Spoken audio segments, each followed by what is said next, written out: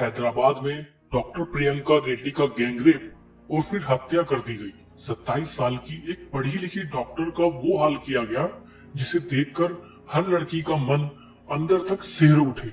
सड़क के किनारे पड़े और कोयला बन चुके शरीर की तस्वीर शायद ही आंखों से जल्द ओझल हो सकेगी। इस तस्वीर ने लड़कियों के हौसलों को पस्त कर दिया है। बेटियों को अकेले शहर में छोड़ने वाले माता पिता के माथे पर चिंता की लकीरें और गहरा हो गई है। लोग इस खौफनाक दास्तां को दिल्ली के निर्भया कांड से जोड़कर देख रहे हैं। प्रियंका रेड्डी को हैदराबाद की निर्भया कहा जा रहा है, लेकिन हमें ऐतराज है क्योंकि डॉक्टर प्रियंका रेड्डी निर्भया नहीं थी। इस बात को समझने के लिए जरूरी है कि पहले एक बार हैदराबाद के इस काले अध्याय को अच्छी तरह से समझा जाए। उसके लिए आपको वीडियो को पूरा देखना होगा, जिसने पूरे देश को एक लड़की के बलात्कार और हत्या का मातम बनाने का मौका दे दिया है। कौन है प्रियंका रेड्डी? चलिए पहले आपको यह बताते हैं। प्रियंका रेड्डी पेशे से एक पशु डॉक्टर है, जिनका जन्म हैदराबाद तेलंगाना में 1992 को हुआ था। हिंदू धर्म की वो एक अनमैरिड लड़की थी। फादर का नाम श्रीधर रेड्डी है, जो एक गवर्नमेंट एम्प्लॉय है।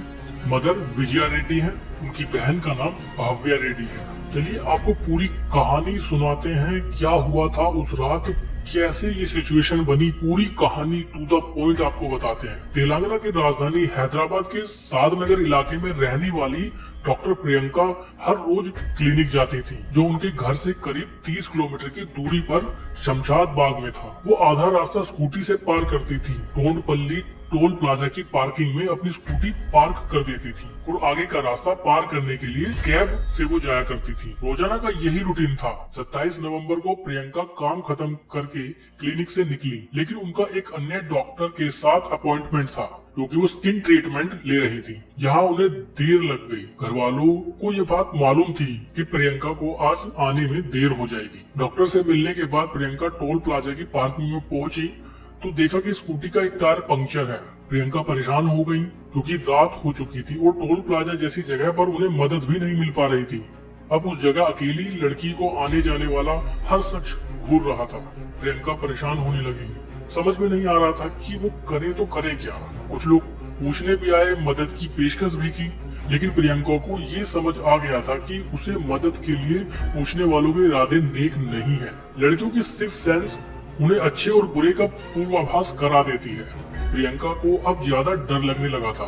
रात 9:22 पर प्रियंका ने अपने घर पर फोन किया। बहन को हालात बताए तो उसने कहा कि गाड़ी वहीं छोड़कर कैब से घर आ जाओ, लेकिन प्रियंका ने कहा कि गाड़ी यहाँ कैसे छोड़ दी तो फिर कल क्लिनिक कैसे जाऊंगी। इसलिए उसने बहन से कहा, मैं देखती हूँ कि ये ठीक हो जाए, क्योंकि कल ऑफिस जाना है, लेकिन तुम फोन पर ही रहो क्योंकि मुझे डर लग रहा है। प्रियंका को डर जरूर लग रहा था कि लेकिन आने वाले खतरे के बारे में जरा भी अंदाजा नहीं था। वो तो ये सोच रही थी कि स्कूटी यहाँ छोड़ी तो कोई उसे चोरी करके ले जाएगा। अपने साथ इतना बुरा होने की कल्पना जल्द कोई नहीं कर सकता। तब से वो फोन पर बनी हुई थी। इस बीच कई लोग मदद के लिए पूछने आए। एक तो गाड़ी लेकर पंक्चर ठीक करवाने भी गया, लेकिन लौटकर कहा कि दुकान बंद हो गई है। एक ने कहा कि गाड़ी और आगे लेकर जानी पड़ेगी क्योंकि सभी दुकानें बंद हैं। यानी मदद के नाम पर कोई ना कोई प्रियंका के साथ बना ही रहा था, लेकिन लोगों की आंखों में मदद नहीं कुछ और नजर आ रहा था।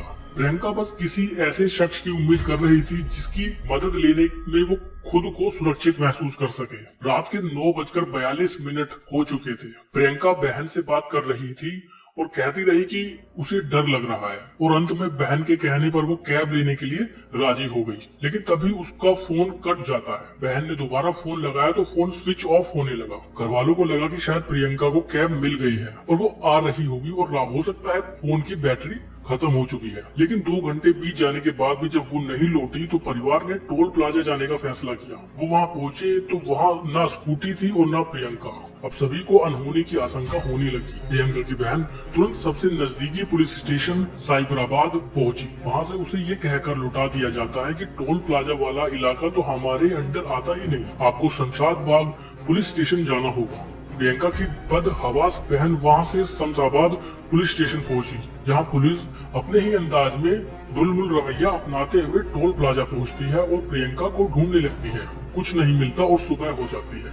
इस जगह से कुछ दूर एक अंडरपास के नीचे एक किसान को एक लाश जली हालत में मिली तो वो पुलिस को खबर करता है। सुबह करीब 7 बजे पुलिस वहां पहुंचती है और लाश की शिनाख्त की कोशिश करने लगती है, जो 100% जल चुकी थी सिवाय स्कार्फ के टुकड़े के। गले में पड़ा लॉकेट इशारा कर रहा था कि ये लाश एक महिला की है। वहीं प्रियंका के परिवार को बुलाया जाता है, जहां इन्हीं चीजों से इस बात की पुष्टि हो जाती है कि वो जलकर कोयला हो चुकी लाश प्रियंका रेड्डी की थी। इसी लाश को देखकर पुलिस की नींदें असल में खुल पाई। फिर पुलिस एक्टिव होती है क्योंकि ये एक महिला डॉक्टर की हत्या का मामला होता है। छानबीन में पता चलता है कि हत्या से पहले प्रियंका के साथ गैंग रेप भी हुआ था। चलिए आपको बता दें खुद कातिलों की जुबानी कि उस रात उन्होंने प्रियंका के साथ क्या किया था। पुलिस ने इस मामले में 4 लोगों को गिरफ्तार किया है, जिसमें एक ट्रक ड्राइवर मोहम्मद आरिफ, जिनकी उम्र 25 साल है, वही मुख्य आरोपी भी है। उसके साथ 3 हेल्पर सी चेन्ना के शुवल, जे शिवा और जे नवीन भी शामिल हैं। इनकी उम्र करीब 20 साल है।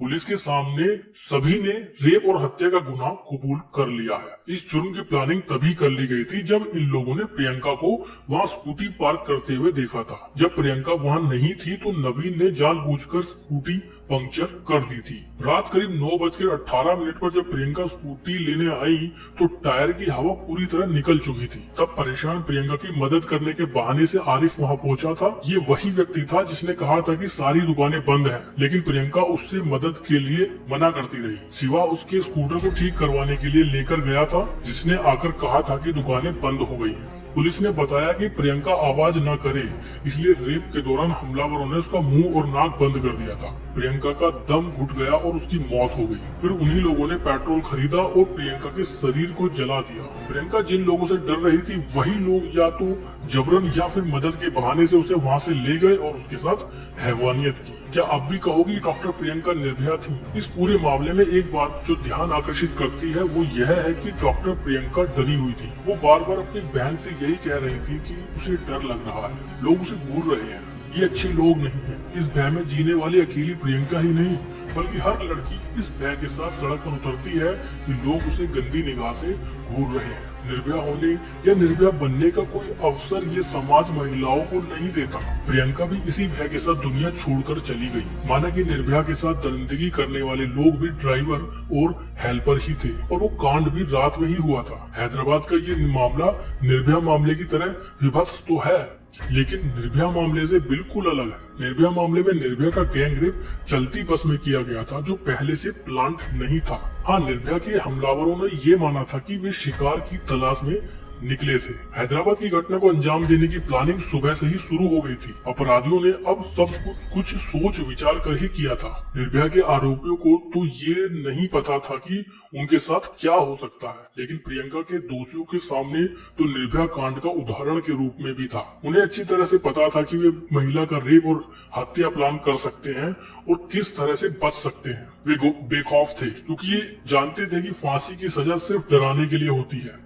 हकीकत में कहाँ किसी को फांसी मिलती है। इन्हें लगता था कि निर्भया मामले के आरोपियों को फांसी की सजा भले ही सुनाई गई थी, लेकिन फांसी अभी तक भी नहीं दी गई है। इन्हें लगा कि निर्भया तो बच गई थी, इसलिए उसके आरोपी फंसे और मामला वहीं खत्म करने और खुद को बचाने के लिए उन्होंने प्रियंका को मौके पर ही जला दिया। यही तो किया जाता है आजकल, रेप करके सीधे हत्या कर दी जाए, जिससे आरोप लगाने के लिए कोई बच ही न सके। ये समझिए कि ना आज कोई लड़की निर्भया है और ना कोई अपराधी खौफ में है। कोई भी सरकार न अपराधियों के मन में भय पैदा कर सकी और न महिलाओं के मन से अब तक भय निकाल सकी। हमारा समाज इन भेड़ियों से भरा पड़ा है, इसलिए पढ़ लिख कर बेटियां बची रहेंगी, इसकी गारंटी भी अब नहीं रही। बेटी बचाओ बेटी पढ़ाओ जैसे नारे अब कोई बकवास की तरह हैं, प्रेरित करने के लिए नहीं। क्योंकि आज के माता पिता जब भी बेटियों को पढ़ाने के बारे में सोचते हैं, ऐसी कोई न कोई खौफनाक घटना उनके हौसले तोड़ने का इंतजार करती रहती है। कैसे आज की बेटियां अपने माता पिता को यकीन दिलाएं कि बाहर वो सुरक्षित है, कैसे उनसे कहें कि उन्हें पढ़ने के लिए बाहर भेजो। हैदराबाद के प्रियंका रेड्डी मर्डर केस ने एक बार फिर सरकार और सुरक्षा का वादा करने वाली पुलिस को निकम्मा साबित कर दिया है। हैदराबाद की पुलिस और सरकार तो पहले ही 100 नंबर का राग अलाकर प्रियंका रेड्डी पर ही दोष बढ़ चुकी है। इतना ही नहीं, उसी शमशाबाद इलाके में प्रियंका रेड्डी केस के अगले ही दिन एक और महिला का जला हुआ शव मिला है। जो ये बताने के लिए काफी है कि हैदराबाद पुलिस कितनी सक्रिय है। 122 पेट्रोलिंग कारें भी प्रियंका और उस महिला को जलते हुए नहीं देख सकी। तो लानत है ऐसी पेट्रोलिंग पर।